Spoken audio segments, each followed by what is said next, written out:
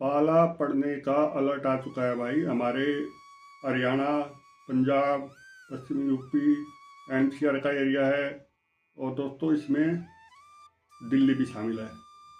इन सभी इलाकों में आज दिनांक 10 जनवरी 2026 से पाला पड़ने की संभावना मौसम वैज्ञानिकों द्वारा दी गई है और आने वाले 11 तारीख को भी पाला पड़ेगा और दोस्तों 12 तारीख को भी पाला पड़ने की संभावना है। तो इससे दोस्तों हमारी गेहूं की फसलें तो लहला उठेंगी, लेकिन जो हमारी सब्जियों की फसलें हैं उनमें नुकसान हो सकता है, होगा। इसको कुछ हद तक हम कम कर सकते हैं। वो कम करने के लिए हमें क्या करना होगा कि सब्जियों में एक तो रात को धुआं करना होता है, किसी उच्च स्थान पर आप धुआं कीजिए। उससे जो है आपके खेत के ऊपर एक लेयर बन जाएगी धुएं की और पाला नहीं पड़े, पाले का ज़्यादा नुकसान कम होगा।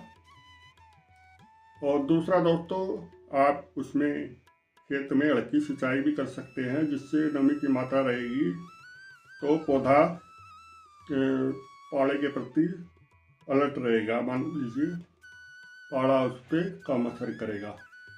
और तीसरा दोस्तों जो है वो केमिकल है, सल्फर 80% WDG। लेकिन मैं ये नहीं बताऊंगा कि आपको कितना डालना है, कैसे डालना है, क्योंकि हर फसल में अलग अलग फसल में अलग अलग स्टेज पे अलग अलग ज़मीन में इसकी मात्रा ऊपर नीचे हो सकती है। तो आप स्थानीय कृषि अधिकारी से आप मशवरा करके आप उसमें सल्फर यानी कि गंधक का स्प्रे भी कर सकते हैं। उससे भी आपके खेत में पाले से बचने की संभावना है दोस्तों। लेकिन उसके लिए आपको या तो सरकारी कृषि अधिकारी से मशवरा लेना पड़ेगा या फिर कोई अन्य एग्रीकल्चर एक्सपर्ट हैं उनसे आप मशवरा लीजिए।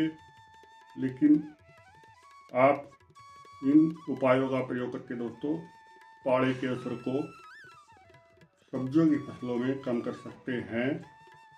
और गेहूं में भी इस समय अगर जो आपके गेहूं में सूखा है तो पाला ठीक नहीं रहेगा उसमें, तो आप गेहूं में भी हल्की सिंचाई कर सकते हैं, जिससे नमी बनी रहे खेत में। सूखे की अवस्था में पाला हर फसल में थोड़ा थोड़ा नुकसान कर सकता है, चाहे वो गेहूं की फसल क्यों ना हो। उसके बाद दोस्तों भी मैं मौसम पे आता हूँ। 10 जनवरी 2026 से पाला और बहुत ही ज़्यादा सर्दी चालू हो गई है, ये मानना। अभी ये 3-4 दिन का दौर रहेगा। सुबह के समय ज़्यादातर एरिया में जो मैंने बताए हैं उन एरियाज में धुंध, जैसे आज धूप निकली थी, 90% एरियाज में धुंध नहीं पड़ेगी। उसके बाद जो 10% एरिया है उनमें धुंध पड़ेगी, तो वो भी दोपहर तक धूप खिलने की अवस्था में आ जाएंगे। तो उसके बाद साथियों, इसमें मैं आपको बताना चाहूँगा कि इन 3 दिन के दौरान जो दोपहर का टेम्परेचर है, यानी कि 1-2 बजे का टेम्परेचर है, वो 13 डिग्री से लेकर के 18 डिग्री के बीच में रहने की संभावना है।